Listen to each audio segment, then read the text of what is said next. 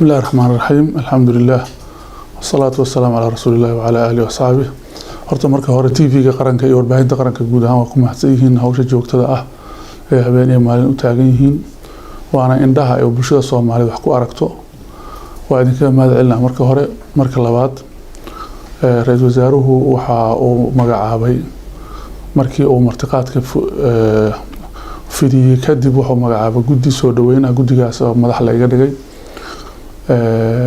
runtii aad iyo aad ayaa hawl culus loo galay oo u baahneed isku xiraasho iyo iska warqab iyo wada shaqayn guddigii ila shaqaynayay ee hawshaas qabanayna aad iyo aadan uga mahad celinaa waxay qabteen hawl oo habeen iyo maalin loo soo joogay waxa kale oo mahad celinaa maamul goboleedyadii iyo madaxdii maamul goboleedyada ee dadka ay soo direen hawsha nala qabanayay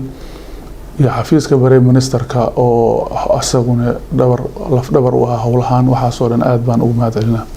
markaan soo gudbo tan kale shirki maanta waa furmay madaxdii timid ee aan ku soo dhaweynay goobta oo dhamaantood aan is aragnayn waxa ay ku yimideen niyad sami iyo kalsooni iyo didiila fiican kulligoodna waxa ay ku bogaadinayeen oo ku hambalyeynayeen in ummadda Soomaaliyeed ay maanta joogto meel wanaagsan oo is afgarad jiro oo kalsooni jirto oo shirka waxa laga filan karaa in guul ay yihiin waxay dhamaantood isku raacsan yihiin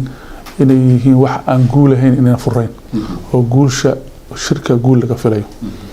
marka guud ahaan dadka Soomaaliyeed meel kasta ay joogaan gudaha iyo dibadda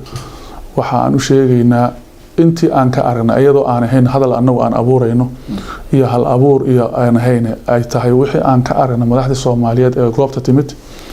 iyo dadaalka ra'iisul wasaaruhu uu bixiyay oo madaxda timid oo hal ula kulmay saacado badan isla qaateen waxyaabaha laga hadlayo loo sii gogol xaaray waxay noo muujinaysaa dadaalada oo muujiyay ra'iisul wasaaraha iyo dadaalada ay muujiyeen madaxda timid oo intuba kalsami iyo isfaham oo ka muuqday in guul ummadda Soomaaliyeed ay ku naalooto ayna ugu gudubto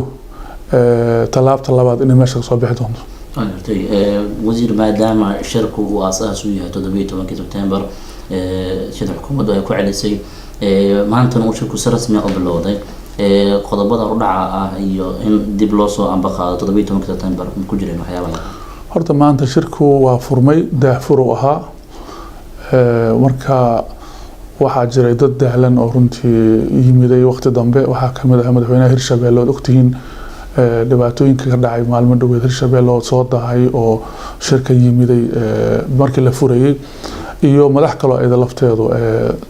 marka furitaan u ahaa waxyaabaha qaar waa laga wada hadlay laakiin waxa loo balansan yahay bir subax halkiisa in laga ambaqaado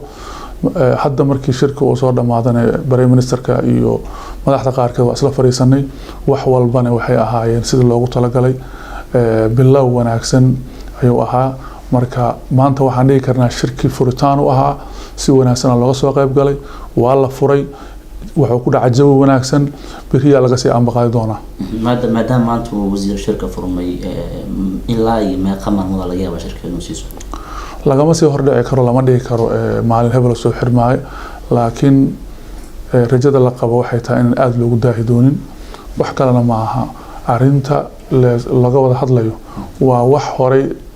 la isaga soo arkay la soo kariye badankooda waxyaabaha tifatirka u baahan iyo dhameystirka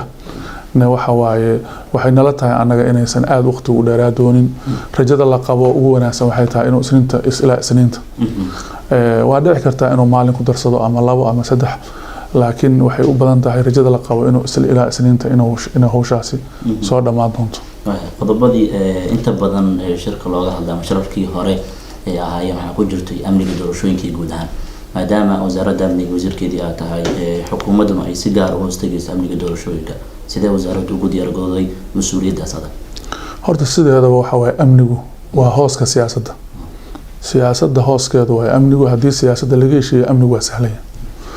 wixii markii hore la isku hayay siyaasadda ahaayeen siyaasadda waa laga heshiiyay hadda waxa laga marayo waa sidee wax loo fuliyaa iyo ay maraysaa kalsami guud iyo isfaham guud iyo heshiis siyaasadeed dhacay sidaas darteed amniga waxa way arintiisu hadda marka aad madaxda wareysataba waa soo dhaaftay su'aashaas meesha kalsoonida ayaa waxay baabi'isay wax badan oo laga qabay arinta amniga hay'adaha amniga wasaaradda ugu sareyso iyo wasaaradaha waliba amniga shaqada ku leh oo wasaaradda amniga ku ka tahay iyo intii kale oo la xiriirtani iyo taliyaasha iyo madaxda siyaasadda badankooda waa is arkeen waana is arki doonaan marka hadda maanta welwel badan oo ka taagan arintaasi ma jiro qaabka loo fulinayo iyo sida ay tahay ayaa shirkan ka soo bixi doona wasaaraduna diyaar u tahay taliisada ciidamada kala duwan ee hawsha ka qayb gali doonana qorshahooda mar hore diyaarsadeen waxay sugayeen kaliya in lagu heshiiyo ayay sugayeen qorshaha mar hore la diyaariyay qaabka wuxuu fulayeen haddii maanta la yiraahdo shirki waa lagu heshiiyey oo biriya la qabana wasaaradda amniga iyo ciidamada hawsha qaban doona intuba waa u diyaarsan qorshahooda amniga doorashada ka soo laabano shirkii aan dib ugu soo laabanay maanta furmay sida qorshuu yahay maalmo sii socon doona shirka si go'aano loo gaaro oo masiirka shacabkuna ay dhagto u taagayaan shirka ma laga yaabaa inay ku soo biiraan qaybaha kale ee bulshada guud ahaan maalmaha u soo socdayso horta sida shirka ragii markii hore saxiixa lahaa waxa la yiraahdo 17 September saxiixa lahaa sida ogtiin 17 September wuxuu ahaa heshiis la wada gaaray oo baarlamaanka midaysan oo saxiixay oo sharci noqday marka hadda waxaa fadhiya intii shirka shaqada ku lahayd wixii ku soo kordhi doona ama wax hadii ay jiraan wax ku soo kordhay hadii jiraan waa arin aan wali aanan ka sii hadli karin hadda faraamka lagu fadhiyo waxa waaye waa kii walhiiska lagu wada ahaa wax kale hadii ku soo kordhayaan ma sii odorosi karno laakiin waxaan sii odorosi karnaa dadka meesha fadhiya inay laabsami iyo kalsooni iyo in la guuleysto oo guul la gaaro oo danti laha la gaaro ay ka midaysan yihiin wasiir shirku hadda waa bilowday soo dhiciisa iyo guud ahaan qodobadiisa horena madaxdu iyaga isla sii gorfeen ilaa maalinta ugu dambeysa la sugi doona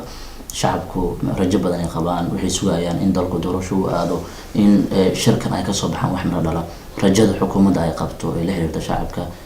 in la gaarsiiyo fariin sax ah oo la xiriirta shirkan muhiim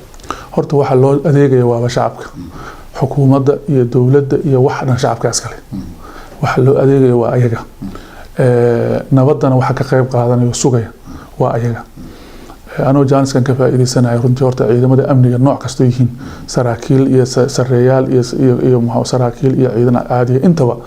waxaan uga mahad celinayaa in ay mar walba diyaar u yihiin sugidda ammaanka shacabkana waxaan u sheegaynaa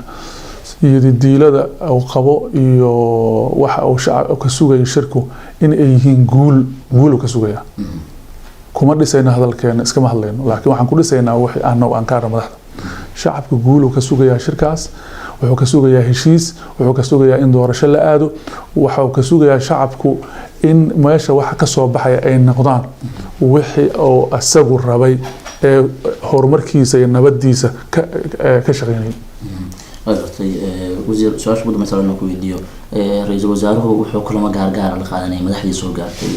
magaalada Muqdisho ka hor shirka intuusan bilaaban inta badan waxay hordhac u ahaayeen shirka intuusan fulmin ka hor wasiir waxyaabaha gaarka ee ra'iisul wasaaruhu kala hadlay madaxdaas maxay ahaayeen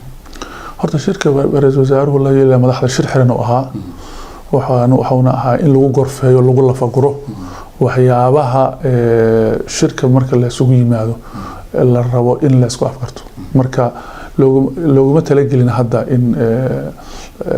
intay ka bislaanayaan oo meeshii loogu talagal laga geynayo in xog laga sii bixiyo laakiin waxay ahaayeen kulli gogol xaar